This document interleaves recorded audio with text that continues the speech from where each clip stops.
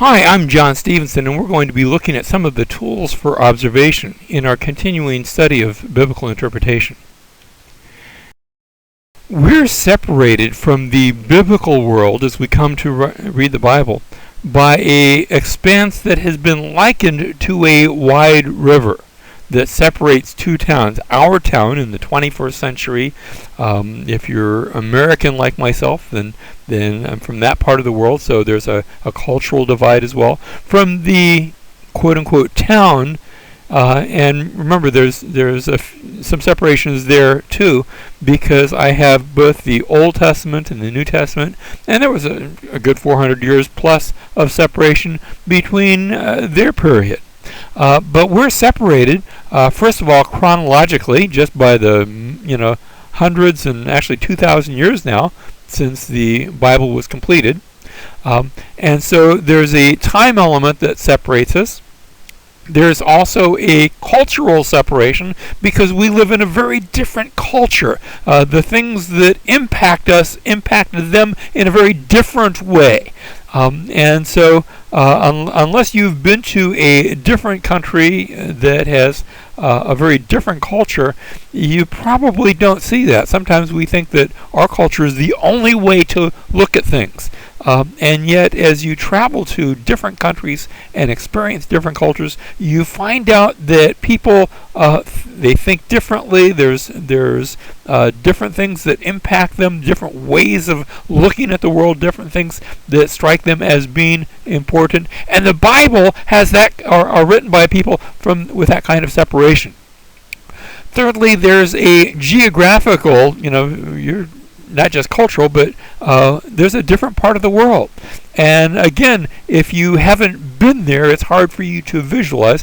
Now, the nice thing is that nowadays you can go on the internet, you can look at pictures, even movies of what some of those places look like, but there's still that time element that has separated the land from today.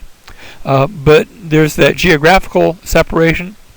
There's a language separation, and that's twofold because the New Testament was written in the Greek language, and yet it's written by people who probably thought primarily in Hebrew. And then the Old Testament itself is written, for the most part, except for a couple of chapters, is written in the Hebrew language. And so there's a language barrier. Now, fortunately, we have some good translations today, but still there's a language barrier, and that crosses over into that cultural. And finally, there's a covenantal separation, especially with regard to the Old Testament. They were under the Old Covenant.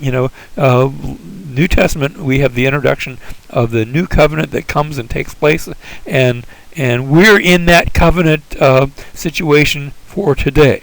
But again, there's that separation as I read the greater part of the Scriptures. A separation that's chronological, cultural, geographical, linguistic, and finally covenantal. There are some tools that we can use that will help us span the gap. First of all, a good Bible atlas. And the one I recommend, it's actually in its third edition. It first came out in the 1970s. And it's a wonderful Bible atlas. Perhaps not the most colorful, but it contains literally hundreds of maps to take you there, as it were. And that's the Macmillan Bible Atlas. I cannot recommend it highly enough.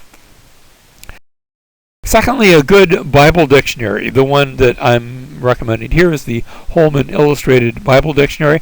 If you have the additional resources, then I also recommend the Zondervan Pictorial Bible Encyclopedia. That's a 5-volume set, so you're going to be spending that much more money, but either a good Bible dictionary or a Bible encyclopedia certainly would be good tools for the trip. And then finally, a good translation. Typically, I find myself using the New American Standard translation. The reason I use that one is because of all the translations, it's probably one of the more literal. Now, that's not always a great thing. You have translations like the New International Version, especially the the versions of it that were rendered before the year 2011 that gave sort of the general idea, but trying to put it more in today's English. The New American Standard is a little tougher to read because when you try to be consistent with one language going to another, sometimes what makes good Greek, what makes good Hebrew, just doesn't make good English, and the New American Standard wrestles with that. And yet, for doing a word by word careful study of the Scriptures, I have not come yet across a better translation than the New American Standard. What I especially like about it is its attempt toward consistency when possible, and it's not always possible. When possible, it tends to try to interpret the same word, to translate the same word the same way. Now, as we're going to see, that's not always possible, but they certainly make a good attempt at that.